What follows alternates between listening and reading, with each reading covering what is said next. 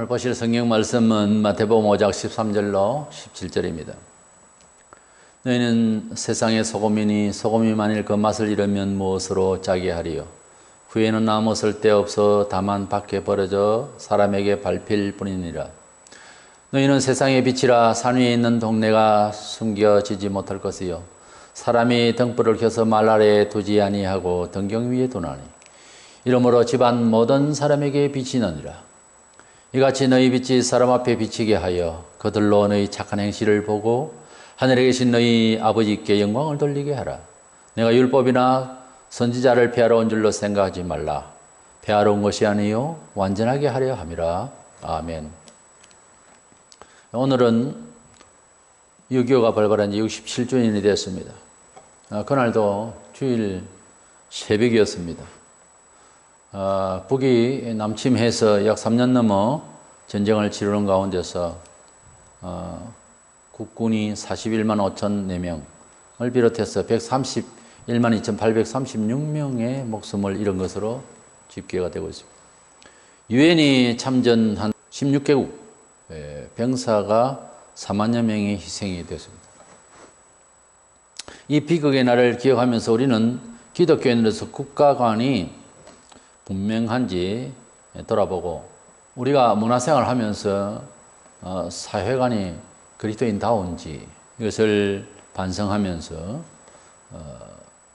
수많은 사람들이 희생 끝에 이 전쟁을 치른 이후에 많은 선배들이 이 나라를 지키기 위해서 또 새롭게 하기 위해서 수고를 한 것을 생각하면서 우리들의 신앙을 다시 점검하고 이달에 좀 더 애국하는 심정 그리고 사회를 향해서 교회의 진정한 책임이 뭔지에 대해서 돌아보는 시간이 되기를 원합니다. 그래서 구원받은 이후에 구원 이후 문화 생활이라는 주제로 말씀을 나누려고 합니다. 먼저 성도는 세상의 소금과 빛이 되어야 한다 그랬습니다. 소금은 부패를 막고 빛은 어두움을 밝히는 겁니다. 이것은 사회는 어둡고 부패하고 있다는 거죠. 교회가 그 지역사회나 교회가 이 세상에 만들어질 때에는 이 어두운 사회 또 부패되는 사회를 막고 그리고 밝은 길로 안내하도록 해야 된다는 겁니다. 본문 13절 14절 너희는 세상의 소금이라고 그랬고 또 14절에 너희는 세상의 빛이라 그랬습니다. 분명히 주님은 너희는 교회의 소금이라 하지 않고 세상의 소금이라 그랬습니다. 이것을 잘 읽어내야 됩니다. 이 말씀은 예수를 믿으면 개인적인 돌을 닦는 수준의 그런 개인적 종교로 취급해서는 안 된다. 예수를 믿게 되면 반드시 이 사회 공동체 안에서 어떤 모범이 되어야 된다는 말씀을 교훈하신 거예요. 예수 믿는 사람들이 아주 기본적으로 이것이 안 되면은 절은 멀고 예배당 가까워서 와서 빌고 있는 식의 이런 개인 위주 종교 생활, 이것은 성경에 없는 겁니다. 처음 예수를 믿을 때부터 주님은 너희는 세상의 소금이라, 너희는 세상의 빛이라. 이것은 사회와 바로 연결되는 문화 참여 종교입니다. 그러니까 삶을 너 혼자 개인적으로 불교처럼 어디가 도 닦듯이 회피하고 네 알아서 살고 너는 나를 믿어서 너 잘 되라 뭐 이런 종교가 아니라 우리가 예수를 믿을 때에는 사회를 생각한다는 거죠. 결국은 자기가 살고 있는 국가도 생각을 해야 되는 거예요. 그래서 성경에는 누차 왕을 위해서 기도하고 사회를 위해서 기도하고 위정자를 위해서 기도도 하고 세금 낼 건 내고 이 사회 참여에 대한 바른 반듯한 생활을 하도록 권유하고 있습니다. 바울은 예수님을 만나서 그의 고백이 바로 우리들의 영적인 고백이 되어야 되겠습니다. 고린도서 5장 17절에 그런즉 누구든지 그리스도 안에 있으면 새로운 피조물이라. 이전 것은 지나갔으니 보라 새 것이 되었도다 그랬습니다. 우리가 사도 바울이 보라 새 것이 되었도다라고 하는 그 자기의 새로운 존재 감각은 다른 말로는 내가 사회를 다르게 살게 되었다 그 말입니다. 그리스도 안에 있는 누구든지 그랬어요. 누구든지 그리스도 안에 들어오면은 새로운 존재가 됐다고 하는 것은 새로운 자기 존재의 변화가 사회에 비춰지게 될 것을 말하는 거예요. 나는 어떤 종교인이 됐다. 그래서 일상생활에서 그냥 섞여서 살다가 나는 한 종교의 생활을 한 날짜를 정해가지고 거기서 빌고 있다. 이게 아니고 내가 새 것이 되었다라고 하는 것은 세상을 새롭게 살겠다는 의지를 말하는 거예요. 그런 새로운 존재의 감각을 말하는 겁니다. 이래서 그리스도인은 한 개인의 도닦는 수준의 이런 종교가 아니라는 것을 확실히 깨달아야 됩니다. 그래서 우리가 예수를 믿는다 할 때는 사회를 어떻게 살 것이며 행정안과 그리고 이웃과의 관계 속에서 어떤 정신으로 살아야 될 것인가 하는 점을 함께 받는 거예요.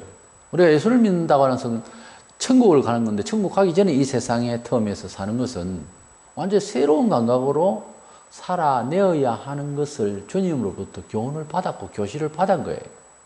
그걸 놓치고 그건 모르겠고 나는 그냥 빌고 내 잘되기 그건 아닙니다. 그렇게 믿어도 되면 되겠는데 그렇게 교회 와서 믿어서는 믿음이 안 생긴다는 거예요. 바른 믿음이 아니라는 거죠. 마귀의 시험이나 생기고 이단에게나 빠지게 되고 멀쩡한 교회 다니다가 다 왜 그래 되냐면은 예수를 믿는 그 장은 어떤 것이냐는 것을 지금 인식을 잘못해서 그렇습니다.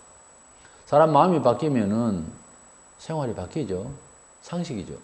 근데 왜 교회는 그렇게 생활할 생각을 합니까? 교회에 가서 오늘 설교를 듣고 예배를 드리고 하나님 앞에 마음을 그럼 그대로 살아야 되는 거예요. 우리가 세상에서 사람 달라지면 달리 살거든요.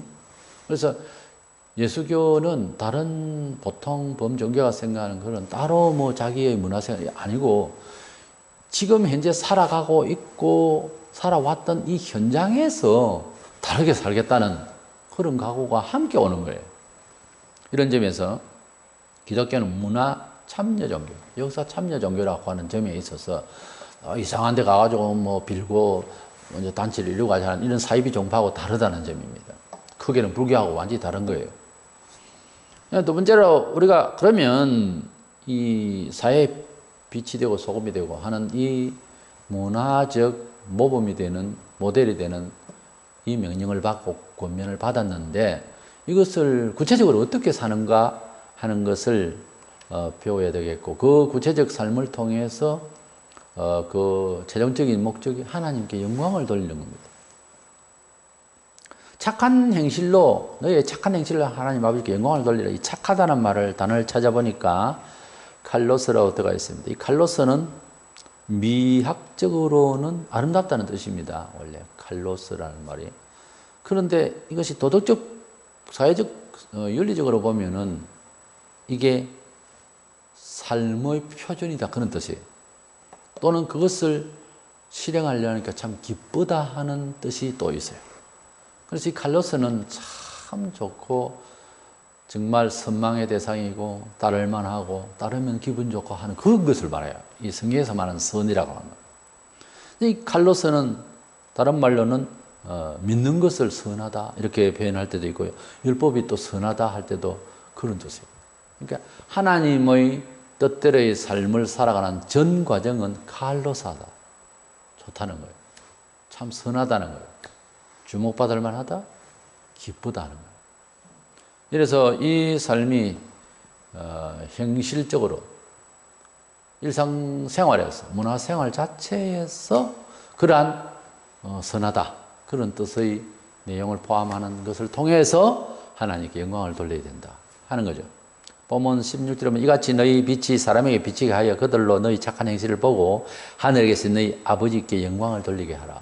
성도의 삶은 최종적으로 자기가 잘 되는 것에 그치는 것이 아니고 자기가 잘 된 거 있으면 그 잘됨에 대한 과정을 바로 이야기해 줘야 되고요. 간증이죠. 그 과정을 통해서 하나님께 영광을 돌리는 그 내용상 이웃에게 소금과 빛이 되고 있느냐를 평가해야 된다는 거예요. 내가 뭘 예수를 믿고 종교생활을 한다고 했는데 뭐가 잘 됐다 가령 잘된 그것을 이웃에게 뭐 다 퍼주라는 뜻이 아니라 이웃에게 선망의 대상이 되는 만큼 돼 있느냐는 거예요. 자기 혼자 예수 믿는다 그러고 이상한 소리하고 돌아다니고 그 이웃은 이상한 사람 되어버리잖아요. 이웃에게 절제의 능력을 보여주고 저분 생각하면은 술 마시는 사람도 참 술을 안 먹어야 되는 이런 생각을 할 정도로 선망의 대상이 되는 얘기예요. 저분 생각하면 참 기쁘고 즐겁게 참 재미나게 따르고 싶다. 저분 생각하면은 뭐 형편은 그래도 참 유쾌하게 해서 감사하면서 산다. 참 저렇게 사는 법도 있다. 이런 선망의 대상이 되라고요. 저분 생각하면 역시 사람은 바른 길로 가야 끝을 본다. 바로 가야 된다. 이걸 보여준다든지. 이래서 선행을 통해서 착한 행실을 통해서 너의 삶을 통해서 하나님 아버지께 영광. 아무래도 하나님께서 선이시니까 그 영광을 받으신다는 그런 뜻이죠. 그래서 성경을 자세히 보면은 예수 믿고 뭐 이상한 소리나 하고 이런 것이 아니라 성경에는 국가 간, 사회 간 모든 기관에 대한 여러 가지가 이 세상을 살아가면서 더더구나 신앙생활을 하는 데 있어서 어떤 자유로움, 그것을 위해서라도 모든 조직과 기관에 대해서 조화롭게 취급을 할 것을 말씀하고 있어요. 책을 낼 걸 내고, 또 위에 높은 사람을 존경할 사람은 존경해야 돼요. 이런 것들이 이제 다 성경에는 의무를 다할 것을 말씀하고 있어요. 다만 이 세상의 문화가 그리스도를 위하는 마음보다는 아니죠. 그리스도가 먼저죠. 천국이 먼저겠지만, 그러나 천국과 예수가 먼저라고 하는 구실로서 그야말로 세상을 비하하고 우습게 여긴다든지 이건 또 아니라는 거죠. 우리가 그리스도인으로서 삶을 살아가는 과정에 있어서의 문화적 태도는 조화롭게 해나가야 된다. 그렇다고 세상 법을 다 따라간다고 교회 예배 드려야 할 상황인데도 예배도 안 드리고 뭐 세상 또 뭐 위한다고 그건 또 아니라는 거죠. 그런 어떤 원칙은 있어야 하나 삶의 과정에서 연합하는 과정, 그리고 교제하는 과정, 그리고 서로 연락하는 과정에 있어서의 삶은 준법, 정신, 공의 이런 것들은 다 함께 포함이 되어서 조화롭게 살아가야 된다는 겁니다. 그게 뭐 정치를 썩 잘못하고 있는 상황이라든가 어떤 문화에 있어서 대표 문화가 있다든가 그러면 이제 우리가 행동으로도 나가서 저지를 한다든가 악의 무리를 저지를 한다든가 이런 것도 필요하죠. 다 따를 수는 없잖아요. 세상에 뭐 항상 사고를 내고 있으니까. 그렇지만은 그렇다고 해서 세상의 모든 법을 갖다가 무시한다든지 이건 또 아니라는 거죠. 그래서 그리스도인은 문화 참여를 할 때 사람들이 볼 때 참 저분을 보면은 살만 난다든지 이런 쪽으로 대상이 돼야 된다는 거죠. 그것을 몇 가지로만 짚어보겠습니다만은 첫 번째 할 것은 문화생활이라면 역시 돈벌이 생활이 경제생활이 돼야 되지 않겠습니까? 뭐 유아들이야 그렇게 부모 살아 있을 때는 이제 학교를 다니고 용돈을 좀 이제 성인이 돼 가면은 좀 나이가 더 크면 이제 자라고 하면 알바를 했으면 자기도 이제 돈을 벌어보고 하는 그런 기본적인 경제 활동에 대해서 인식을 바르게 하기 위해서도 서구에서는 먼저 그랬습니다만 그런 것이 필요하죠. 그러나 이제 일상 우리가 사회를 살아가는 데는 경제 활동이라고 하는 것은 문화생활에 전반적으로 상황을 이루고 있습니다만 이 문화생활 중에서 이 경제활동의 생활에는요 성도에게 정직해야 됩니다. 가장 중요한 것은 예수님의 말씀, 예수님 자신이 진리라고 할 때 그 진리를 영어로 아레데라고 하는 그 헬라어가 트루스로 되어 있어요. 정직, 진실함이라고 되어 있어요. 우리가 그리스도인이 된다라고 하는 것은 뭐 사기꾼이 예수 믿어서 바르게 산다 그런 극단적인 설명이 아니라 이 세상을 살아가는 헛된 이 세상을 살아가는 그저 그렇게만 살아가는 예사롭게 살아가고 예사롭게 좀 거짓말도 하고 막 그렇게 살아가던 사람이 예수를 믿는다면 정직하게 산다는 거예요. 이게 예수 믿는다는 말은 사회윤리적으로는 매우 정직하게 산다는 말이에요. 이게 그리스도인이 정직하지 않으면 이건 안 되는 겁니다. 아예. 그래서 문화생활 제일 첫 번째 기초가 되는 게 정직한 사람이 되는 거예요. 에베소 1장 5절에 상전들아 너희도 저희에게 이와 같이 하고 공갈을 거치라. 이는 저희와 너희의 상전이 하늘에 계시고 그에게는 외모로 사람을 취하는 일이 없는 줄 너희가 알미라. 그래서 상업을 하거나 공직에 있거나 뭘 하든지 거짓말을 섞으면 안 됩니다. 정직해야 됩니다. 내 정직하면 저 사람 나를 손해 끼치는 해보세요. 해보면 정직 진실은 통할 날이 옵니다. 정직해야 됩니다. 두 번째로는 그리스도인이 되면은 성실한 삶, 열심을 가지는 삶을 살아야 됩니다. 왜냐하면은 다른 모든 종교는 교주가 다 죽었듯이 사실은 죽은 소리입니다. 세상의 모든 언어들이 사실은 생명이 없어요. 생명이 있는 것처럼 포장을 하려고 그러고 노력을 하는 중에 있는 것들이에요. 전부 다. 그러다가 끝나는 거예요. 근데 예수교는 예수님이 다시 사셨기 때문에 예수님의 말씀은 생명의 말씀이라고 그랬어요. 내 말은 영이요 생명이라. 요번 6장 23절에. 그래서 생명의 하나님, 생명의 말씀, 생명의 예수는 생명 종교를 낳았고 이 종교를 믿는 사람은 산기, 생기가 일어나야 정상인 거예요. 교인이 게으르다는 말 말이 안 되는 거예요. 예수를 믿으면 그때부터 시작해서 누웠던 것이 다 일어나야 됩니다. 모든 자기가 할 수 있는 천부적 기질과 모든 자기가 할 수 있는 영역에 대해서 다 일어나서 하나님을 향해서 활동을 해야 되는 거예요. 뭔 돈을 주고 뭔 재간을 줬으면 그걸 활동하라고 한 것이지 그걸 가만히 갖고 있는 것은 안 되는 거예요.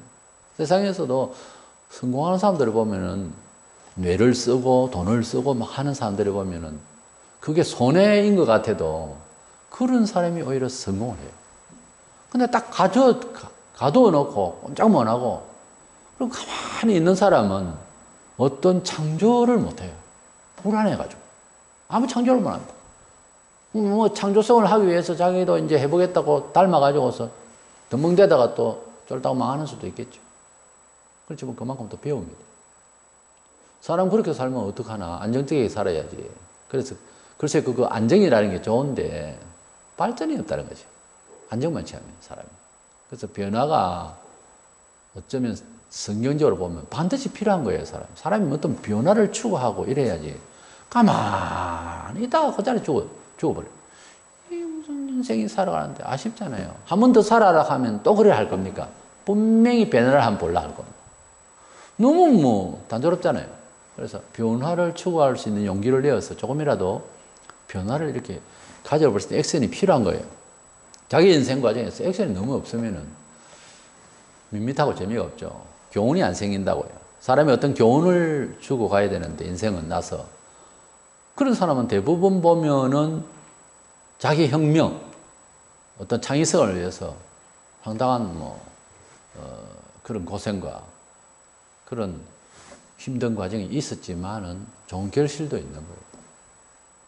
성실한 삶, 이것은 성도에게 아주 기본적으로 우리가 부활의 몸을 입을 것을 또 영혼이 부활했기 때문에 죽은 것이 살아났기 때문에 말하자면 살아났기 때문에 생기가 있어야 되는 거예요. 사는 게. 성도들이 생기가 없고 교회를 다니다 뭐 인생이 험하고 여행을 해야 되겠다 하면서 뭐 돌아다니고 온 세계를 이것은 영혼이 살아나서 어떤 큰 만족도를 못 가진 사람이 하는 일이에요. 그래 영혼이 살아나면 예수님은 세계 선교를 위해서 예루살렘에서 갈릴리하고 몇 킬로 전방에 왔다 갔다 하셔서 그래도 할 일 다 하셨습니다. 우리가 뭘 많이 다닌다고 해서 뭘 대단한 걸 얻을 것 같아요. 그렇지 않습니다. 학문의 세계도 마찬가지고요. 신학 세계도 마찬가지예요. 우리가 그것을 얼마나 살려내고 삶을 살아내고 할 것이냐는 그게 더 중요한 거예요. 데살로니가후서 3장 10절 우리가 너희와 함께 있을 때에도 너희에게 명하기를 누구든지 일하기 싫어하거든 먹지도 말게 하라. 분명히 그랬어요. 일하기 싫거든 먹지도 말게 하라. 이게 얼마나 중요한 말인지 모르겠어요. 뭐 일하기 싫어하면서 먹기 좋아하고 일하기 싫어하면서도 뭐 정부를 욕하고 지금 우리나라 지금 그런 실정인데 험한 일을 안 하려고 그래요. 고급 인력들이. 그러니 문제인 거예요. 사정을 들어보면은 내 이만치 배웠으니까 응당 그런 대가를 받겠다고 하지만 티오가 잘 없으니까 그렇다고 해서 정부를 욕한다. 그게 말이 되는 이야기입니다. 정부는 또 표 얻기 위해서 막 직장 다 주겠다. 그게 어떻게 맞는 얘기입니까? 말이 안 되는데. 일을 할 수 있는데 일을 안 하는 청년들에 대해서 어떻게 좀 징계도 하고 때려는 이렇게 돼야 되는데 이게 지금 안 되고 있거든요. 일하기 싫거든 먹지도 말라. 좀 굶겨나 봐야 정신을 차립니다. 물질을 경시하고 그노스틱주의, 영지주의, 영만 정신만 중요하고 몸도 씻도 안 하고 단장도 하도 안 하고 어느 정도 말이죠. 우리가 깔끔을 떨어라 하기보다 좀 단정해야 되는 거예요. 사람이 어디 나서거나 필요한 때마다. 근데 그냥 뭐 예사라 생각하고 교회만 가면 된다. 머리는 덥석하고 때는 끼고 이는 치도 안 하고 시설도 안 하고 냄새 나고 이래가지고 교회 매주 특별한 어떤 뭐에다가 그런 시기를 억지면서 열심히 살다 혹 그럴 수도 있을는지 몰라도 그러면 안 됩니다. 그 영지주의자들이 이제 뿌려놓은 이 영의 세계에서만 통하면 더 중요하다. 이게 너무 비약돼가지고 그냥 뭐 삶을 내몰라라 하고 이단에 빠져가서 뭐 신받는다 그러고 이런 문제는 이 심각한 겁니다. 성경에 6일 동안 힘써 일하라고 그랬어요.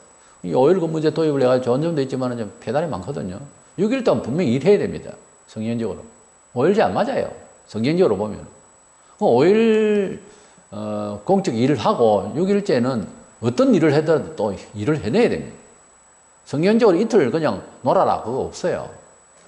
6일 동안은 무조건 하고 열심히 사는 모습이 보여야 되고 하루 안식일은 모든 것을 놓고 정신을 일단 놔야 되는 거 그 일하는 정신을 몸을 쉬는 것도 쉬는 거지만 정신을 완전히 놓고 꼭 뭐 내일은 뭐 직장도 안 갈 사람 마냥 오늘은 충분히 마음을 쉬어야 되는 거예요. 그런 안식의 축복을 받아야 되는데 교회는 나오고 하루 일은 안 하면서 마음은 돈벌이에 정신이 무척 이러면 이건 안식이 아니에요. 남이 보면 멀쩡하게 교회 다니고 오늘 뭐 교회 뭐 장사 안 하고 하는 것 같아도 마음은 뭐 주일날 뭐 돈 그래 이야기하고 내일 뭐 오다 어떻게 그 벌써 그 잘못된 거예요. 그건 뭐 안식입니까 그게. 그건 안식이 아니잖아요. 몸만 쉬는 게 마음이 쉬어야 된다는 거죠. 그래서 6일 동안 열심히 일하는 성실이라는 성도가 게으른 놈은 그건 무조건 하고 잘못된 겁니다. 살아있는 영이기 때문에 움직이다. 세 번째로는 나누는 삶. 역시 이것은 뭐 다른 종교에도 좀 들어있습니다만 성도가 되면 영혼이 깨어나면은 문화적 의식, 사회적 의식이 뭔가 하면 딱 눈이 뜨이면 옆에 사람을 생각하게 됩니다. 부자는 가난한 사람이 눈에 보이게 돼 있어요. 건강한 사람은 건강치 못한 사람이 그날 눈이 떠져서 보이게 됩니다. 옆집에 널리 있어도 안 보이던 사람이 보이게 된다는 거죠. 그것은 목사가 그렇다는 것이 아니라 모든 사람이 다 예수 믿으면은 정신이 딱 깨면은 악하니 내 혼자의 삶에서 개인주의 삶, 나도 모르게 개인주의로 살았던 거죠. 이기적으로 살았던 거죠. 살았던 마음이 완전히 박살이 나고 이웃과의 관계의식, 공동체의식이 딱 생기면서 함께 살아가야 되는 거룩한 의무감, 그런 자원하는 심령이 생깁니다. 그래서 예수를 딱 믿으면은 그 구원을 받고 영혼이 딱 살아나면 눈을 딱 뜨면은 가난한 사람도 보이고 아픈 사람도 보이고 전혀 가난하지도 않고 몸이 아픈 사람이 아니라도 불쌍히 보입니다. 이웃이 보인다는 거죠. 예수 믿고 난 뒤에 눈이 열려졌을 때 어떻습니까? 목사가 이래 묻습니다. 둘이 뭉실하게 물으면 답은 한다고 하는데 목사는 점검을 하죠. 아, 이분이 이웃이 어떻게 보인다는 것이 전혀 말이 안 나오고 나 뭐 오니까 난 기분이 좋더라 뭐더라 하면 수준을 알게 되더라고요. 예수 믿게 되니까 목사님 그렇게 안 보이던 사람이 너무 불쌍해 보이고 내를 그렇게 못 살게 하던 그런 가족 관계라든지 너무 불쌍해 보고 눈물이 나던 이게 정상인 거예요. 예수 믿고 난 뒤에 첫 번째 변화에 있어서 주변 의식이 변화를 받는 관계 의식이 생깁니다. 그리고 모든 일에 있어서 긍휼과 사랑이 넘쳐나게 됩니다. 이것이 정상적인 그리스도인의 문화 패턴인 거예요. 정서인 거예요. 사도행전 2장에 보면은 사도가 복음을 전파했을 때 막 회개를 하고 수많은 사람들이 주님 앞에 자복하면서 변화의 모습을 보여주는데 2장 44절과 5절에 믿는 사람들이 다 함께 있어 모든 물건을 서로 통용하고 또 재산과 소유를 팔아 각 사람의 필요를 따라 나눠주며 그랬어요. 뭐 계속 그렇게 하라는 강요성도 없어요, 교회는. 그러나 가난한 사람을 위해서 그렇게 나누고 싶은 생각이 들었던 거예요. 그래서 이것을 나누고 사랑을 이제 실천하게 되는 아주 이런 아름다운 일이 생겼습니다. 초대교회 그 성경에 있는 교인들만 아니라 초대 우리 한국 교회도 마찬가지였습니다. 처음에 예수 믿고 회개하고 나니까 얼마나 부지런해지면서 이웃을 생각하고 지금도 우리가 교회는 여전히 그 이웃의 사랑을 공급하는. 그런데 문제는 그 원리를 강요성 있게 하나 이벤트로 하는 것에 이제 문제가 있는 거예요. 오늘 이벤트로 하면 수건 띠들고 그래서 이제 띠들고 그리고 띠들고 뭐 이웃을 나눈다 그러고 그 다음 날은 이웃에 대해서 반감을 가지거나 뭐 무감각하거나 이렇게 된다면 그런 짓은 안 하는 게 낫습니다. 그거 대단한 것 같아도, 그거 가지고 대단한 것 같아도 진실성, 진정성이 없었던 것은 행사 때는 사람이 오죠. 필요 없습니다. 할 이유가 없어요. 그러지 말고 자연스러워야 되는 거예요. 내 하나부터 시작, 가족에서부터. 자연스럽게 사랑하고 긍휼히 여기고 이래서 베푸는 삶을 살아요. 근데 이제 그 원리를 듣고 그렇게 했다 싶고 한데도 실질적으로는 전혀 베풀 생각 없고 내 돈이 아까워서 못 주고 그럽니다.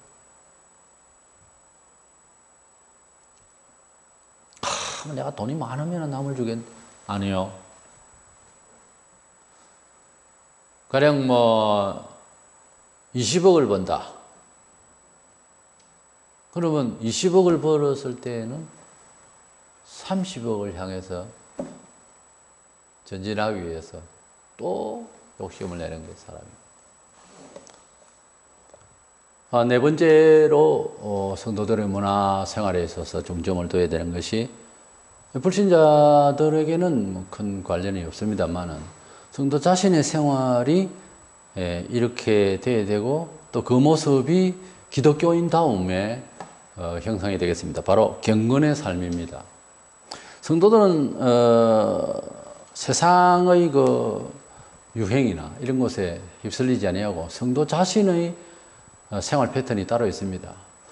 우선 하나님을 잘 경건하게 믿었던 성경에 있는 믿음의 영웅들의 모습 그림자를 보면서 닮아야 되겠지만은 주님께서 교훈하신 내용을 통해서 그리고 사도들을 통해서 전달되어진 이러한 교훈들을 우리가 몸소 생활 속에서 채워나가야 됩니다. 베드로는 4장 3절에 너희가 음란과 정욕과 술취함과 방탕과 향락과 무법한 우상숭배를 하여 이방인의 뜻을 따라 행한 것을 지나간 때로 족하다.